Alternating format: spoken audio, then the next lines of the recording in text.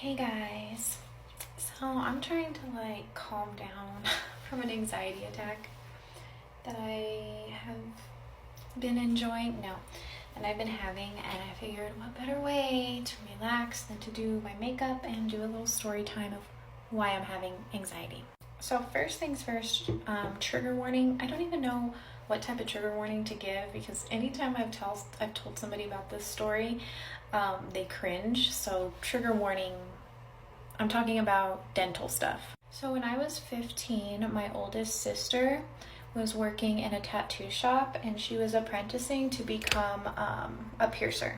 Naturally, I was able to convince my mom to let me get my tongue pierced.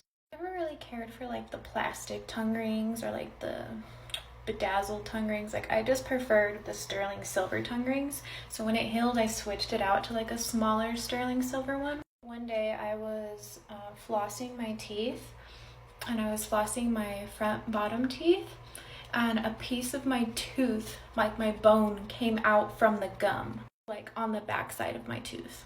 It freaked me out because my front bottom teeth were loose. Like I could literally wiggle them, and like I'm 18 at the time, so like my front teeth being loose is like not the vibe. Luckily, my dentist was able to get me in on an emergency visit. My dentist pretty much told me that the sterling silver that was clinking to the back of my teeth every time I talked was causing me to have bone loss. I ended up having to have bone replacement surgery on my bottom teeth, like on the back side of them. It actually ended up being a really serious surgery to have. It was like 4 hours long. But thankfully, they were able to save my teeth. It took like 6 months for my mouth to heal from that surgery. And yes, I did take out my tongue piercing.